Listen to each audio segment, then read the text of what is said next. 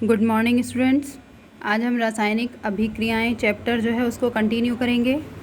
इसमें हमने रासायनिक समीकरणों को संतुलित करना सीखा था, जिसमें कुछ बच्चों ने मुझे काम करके दिखाया, लेकिन कुछ बच्चों को पता चला कि उन लोगों को ये रासायनिक समीकरणों को संतुलित करना समझ में नहीं आया।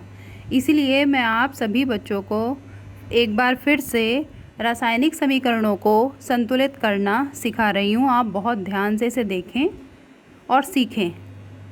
सबसे पहले हमारी समीकरण है H2 + Cl2 = HCl। आपको एग्ज़ाम में कोई भी एक ऐसी रासायनिक समीकरण दे दी जाएगी जिसको आपको सॉल्व करना होगा, यानी कि आपको संतुलित करना होगा। आप इसे संतुलित कैसे करेंगे? सबसे पहले तो आप संतुलित का फिर से अर्थ समझ लो।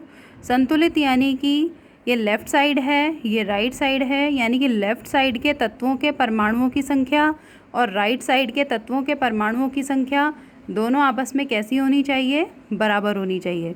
अगर दोनों के तत्वों के परमाणुओं की संख्या आपस में बराबर है तो हमारी समीकरण संतुलित है, और अगर लेफ़्ट साइड और राइट साइड दोनों बराबर नहीं हैं तो हमारी रासायनिक समीकरण कैसी है? असंतुलित। ठीक है। अब जो आपको ये रासायनिक समीकरण दी गई है, ये असंतुलित रासायनिक समीकरण है जिसे हमें संतुलित बनाना है। ओके। सबसे पहले H2 + Cl2 = HCl। यहाँ पर H के कितने हैं? 2। Cl के कितने हैं? 2। और यहाँ पर H का कितना है? 1। Cl का कितना है? 1। अगर मैं यहाँ पर 2 लगा दूँ तो H के भी कितने हो जाएंगे? 2। और Cl के भी कितने हो जाएंगे? 2। यानी कि लेफ़्ट साइड के तत्वों के परमाणुओं की संख्या और राइट साइड के तत्वों के जो परमाणु हैं उनकी जो संख्या है वो आपस में कैसी हो जाएगी? बराबर। ओके। ये इसका आंसर है जो मैंने साथ के साथ ब्लू पेन से लिखा है। आप इसे ध्यान से देखें और अपने कॉपी में साफ साफ नोट करेंगे। H2 + Cl2 = 2HCl। और समझा देती हूँ, 2H2 + O2 = H2O। ये जो रासायनिक समीकरण दी गई है ये कैसी है? असंतुलित। इसे हमें क्या बनाना है? संतुलित। H के देखो कितने हैं? 2 यहाँ है, 2 यहाँ है, क्या 2 दूनी 4। H के कितने हो गए यहाँ पर? 4। अब इधर आ जाओ राइट साइड में, यहाँ पर H के कितने हैं? 2। तो सबसे पहले अगर मैं यहाँ पर 2 लिख दूँ तो H के हमारे कितने कंप्लीट हो जाएंगे? 4। ओके। यहाँ पर O के कितने हैं? 2। और 2 यहाँ पर लिखने पर O के भी कितने हो जाएंगे? 2। इसका मतलब लेफ़्ट साइड और राइट साइड कैसी हो जाएगी?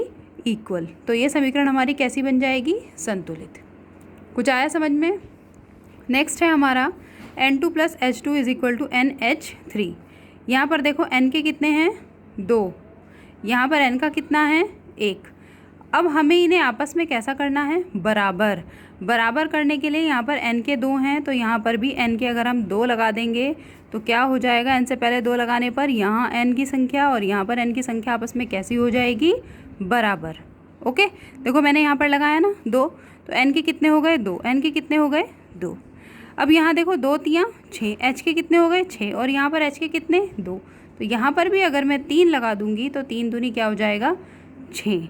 तो यानी कि H की संख्या भी दोनों तरफ कैसी हो जाएगी? बराबर।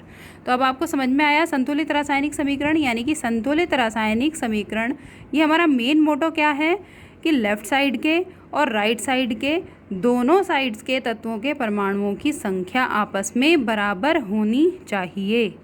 अगर दोनों साइड के तत्वों के परमाणुओं की संख्या आपस में बराबर होती है तो हमारी रासायनिक समीकरण संतुलित रासायनिक समीकरण कहलाती है। जितनी भी अभिक्रियाएं रेड पेन से दी हुई हैं सॉल्व करने के लिए वो सब कैसी हैं? असंतुलित रासायनिक समीकरण। और मैंने पीछे आपको पढ़ाया था कि असंतुलित रासायनिक समीकरण को हम कंकाली रासायनिक समीकरण भी कहते हैं। ओके। ऐसे ही ये जितनी भी मैंने आपको रिएक्शंस दी हैं ये उन सब का सॉल्यूशन है। आप एक बार अपनी रिएक्शन मिला भी लेंगे ध्यान से, क्योंकि मेरे पास केवल 4 से 5 बच्चों का ही होमवर्क आया है चेक करने के लिए। अपना होमवर्क बेटा चेक कराओ, कॉपी में साफ साफ लिखो और इनको कर करके प्रैक्टिस करो। ये याद नहीं करना, ये आपको लिख लिख के इसकी प्रैक्टिस करनी है। ये सब वही है जो मैंने आपको दी थी, लेकिन आंसर मैच करने के लिए मैंने इसीलिए लिख दी ताकि थोड़ा समझ में भी आ जाएगा।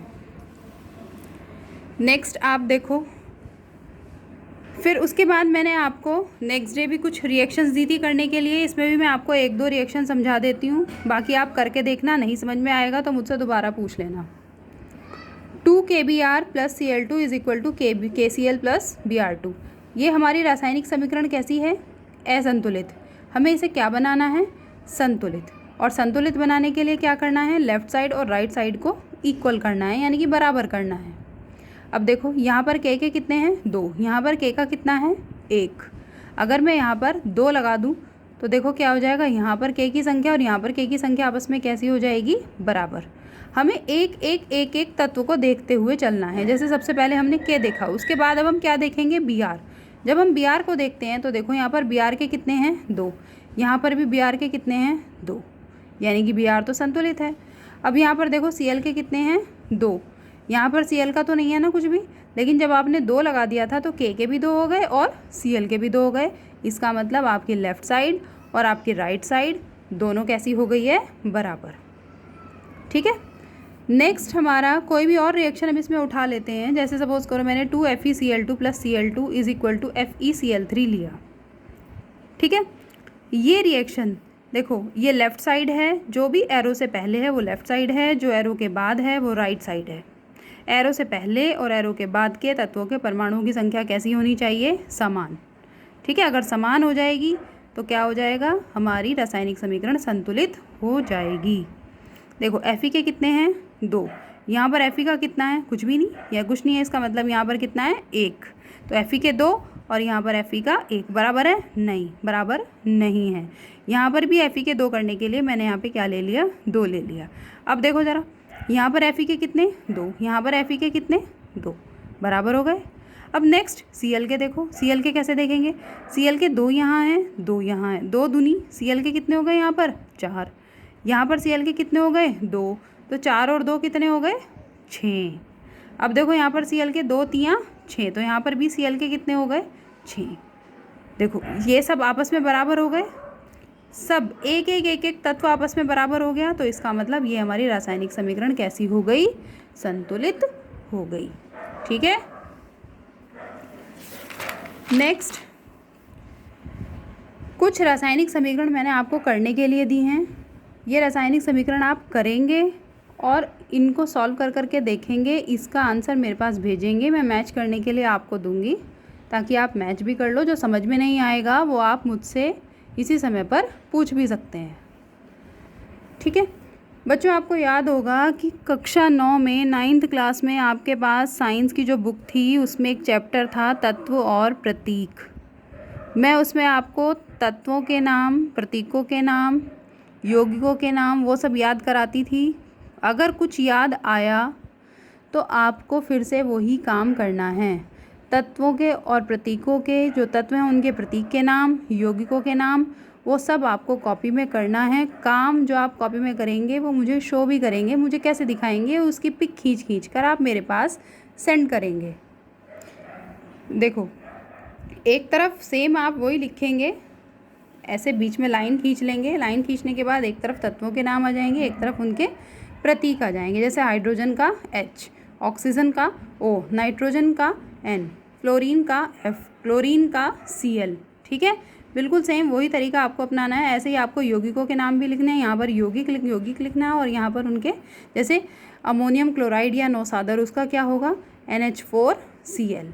ठीक है, वो सब आपको लिखना है। ये मैं आपको इसलिए दे रही हूँ यही वाला वर्क, क्योंकि अब रासायनिक अभिक्रियाओं और समीकरण चैप्टर में जो मैं आपको रिएक्शंस अब कराऊंगी उनमें आपको उन सब के नाम याद होने बहुत ज़रूरी हैं। अगर नाम याद नहीं होंगे तो आप रिएक्शन नहीं कर पाओगे। ठीक है, तो ये काम आप बहुत ज़्यादा असेंशियल वर्क समझकर करेंगे। नेक्स्ट, इसमें कुछ इंपॉर्टेंट क्वेश्चन भी हैं जो मैंने आपको दिए हैं याद करने के लिए, जिन्हें आप याद करेंगे। वायु में जलाने से पहले मैग्नीशियम रिबन को साफ क्यों किया जाता है? मैग्नीशियम बहुत ही क्रियाशील धातु है। जब हम उसको खुले में रखते हैं तो वो क्या करता है? वो ऑक्सीजन के साथ क्रिया करता है और क्या बना देता है? मैग्नीशियम ऑक्साइड बना देता है। याद आया? मैग्नीशियम का Mg, है ना।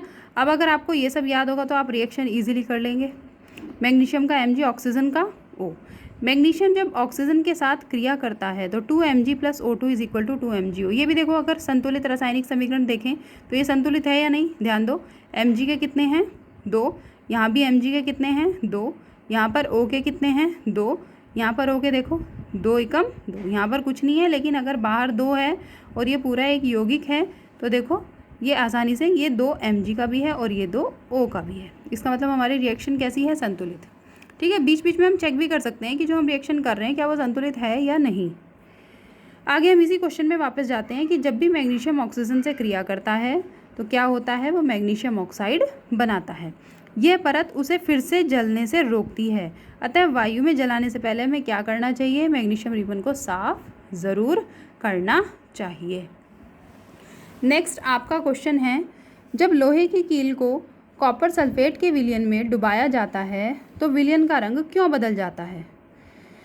देखो, जब कॉपर सल्फेट में, कॉपर सल्फेट यानी कि CuSO4, जब हम उसमें लोहे की कील, लोहा यानी कि Fe, अगर हम उसको डुबाते हैं तो डुबोने से क्या होता है, कॉपर की तुलना में लोहा ज़्यादा क्रियाशील होने के कारण, कॉपर इतना क्रियाशील नहीं है, लोहा ज़्यादा क्रियाशील है, इसलिए वह कॉपर सल्फेट से क्या कर लेता है, कॉपर को विस्थापित कर देता है। देखो इसकी रिएक्शन, CuSO4 प्लस Fe क्या बना देता है, ये यहाँ से सल्फेट को Fe के साथ विस्थापित कर देता है, तो ये क्या बन जाता है, FeSO4 प्लस, और ये जो कॉपर है वो अलग बच जाता है। ठीक है, ऐसे इस रिएक्शन को करेंगे। अगर आपको ये रिएक्शन